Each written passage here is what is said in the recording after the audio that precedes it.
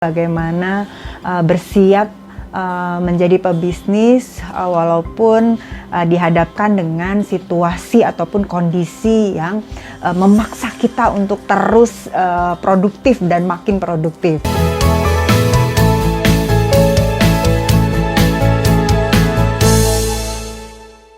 Hai teman-teman, nah habis ini kita akan menjawab pertanyaan ketiga nih teman-teman ya. Di masa pandemi ini, modal utama apa yang harus dimiliki agar mampu kuat dan bahkan bisa melewati kondisi seperti ini? Oke, pertanyaannya bagus banget. Jadi, setiap pengusaha harus memiliki modal nih teman-teman ya. Dan modal yang paling utama saat ini adalah harus bisa melewati krisis ini modalnya dengan memiliki network bisnis yang banyak gitu ya teman-teman ya. Kita banyak waktu karena WFH gitu ya teman-teman di rumah ya. Jadi ini adalah momentum bagaimana teman-teman memperbanyak link channel dan distribusi yang memungkinkan bisa kita supply ya.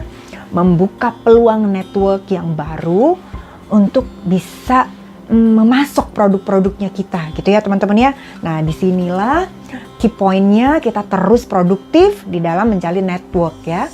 Selaku pebisnis dan juga sekaligus personal branding, saya akan selalu mengingatkan teman-teman pebisnis akan pentingnya personal branding ya teman-teman ya. Nah di saat kondisi semua serba slow, ini adalah waktunya teman-teman untuk mulai menciptakan personal brandingnya dari si ownernya ini atau dari pelaku usahanya ini ya. Jadi secara personal kita harus memiliki banyak network dan dipercaya orang lain karena itu butuh proses ya teman-teman.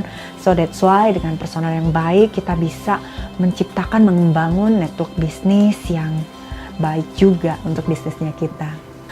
Nah, baik teman-teman, kita akan menjawab pertanyaan yang masih banyak ya di emailnya saya, tapi saya akan pilih pertanyaan yang bisa menginspirasi secara global. Oke, kita lanjutkan menjawab pertanyaan berikutnya. Ini ada pertanyaan nih, Mbak Indah, bagi usaha skala UMKM yang sangat tergantung perputaran uangnya ini dari hari ke hari, bagaimana tips dan trik agar bisa melewati badai pandemi? Nah, ini pertanyaannya bagus ya teman-teman ya. Bagaimana kita bisa melewati pandemi? Nah, kalau dari semuanya ya teman-teman ya, kita bicara tentang bisnis gitu ya. Yang pasti teman-teman harus ingat dulu, dalam bisnis itu hal terpenting adalah cash is king ya. Nah, apalagi di tengah pandemik seperti ini gitu ya, putaran arus masuk itu harus tetap stabil. Nah, bagaimana pengelolaan manajemen bisnis harus baik gitu ya. Nah, itu harus teman-teman dampingi lagi gitu ya. Kita harus perketat aliran uang keluar teman-teman ya. Dan kita harus benar-benar mengatur aliran uang masuk. Harus berinovasi, memikirkan bagaimana uang masuk itu bisa berada di kasnya kita ya, dengan membuka peluang tadi ya yang sudah kita maksimalkan. Tadi yang saya bilang, ketika dilanda krisis ada peluang yang hadir di sana. Jadi teman-teman maksimalkan, tetap terus produktif terhadap bisnisnya dan lakukan inovasi gitu ya. Harus mempercepat melakukan inovasi. Apa yang menjadi kebutuhannya customer ataupun konsumen, kita siapkan, kita ciptakan. Nah, seperti itu ya teman-teman. Semangat terus buat owner dan pemilik bisnis ya teman-teman ya. Kita akan lanjut ke pertanyaan berikutnya nih. Nah, baik teman-teman, kita akan lanjut untuk menjawab pertanyaan yang sudah masuk gitu ya. Pertanyaan berikutnya ini bagus banget juga. Pertanyaannya adalah nih, sebagai pengusaha di bidang fashion maupun F&B nih Mbak Indah, apa langkah khusus yang Mbak Indah lakukan? Wow, nah apa langkah khusus? Sebenarnya ketika kita menjadi pebisnis gitu ya, langkah khusus itu tidak ada, tetapi segala sesuatu yang kita jalani ya. Nah, berarti dengan kondisi seperti itu kita harus sigap dengan segala kondisi perekonomian yang ada di masyarakat. Teman-teman harus melek nih informasi yang sedang berlaku nih apa gitu ya.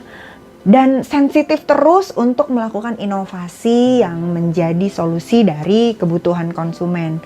Jadi ketika ditanya apa yang Mbak Indah lakukan, itu adalah terus bergerak, terus produktif untuk menjalani bisnisnya biar tetap mendatangkan pundi-pundi omset yang luar biasa ya teman-teman ya. Semangat pagi dong.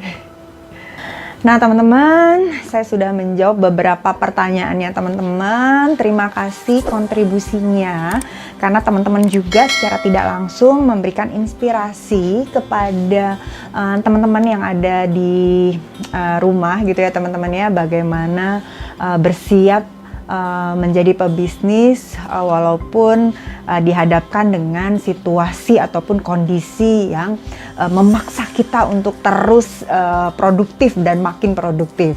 Terima kasih teman-teman, dan jika teman-teman punya pertanyaan lainnya, teman-teman boleh follow Instagram saya. Jadi teman-teman boleh kirim pertanyaan di DM-nya saya gitu ya, lewat personal message atau juga kirim ke email. Nah, kalau Instagramnya teman-teman bisa lihat link ya nanti setelah ini. Kalau emailnya adalah indahyot@gmail.com. Nah, pastikan teman-teman berkontribusi untuk memberikan pertanyaan-pertanyaan yang bisa menginspirasi teman-teman lain. Terima kasih dan sampai jumpa di tips and sharing saya berikutnya.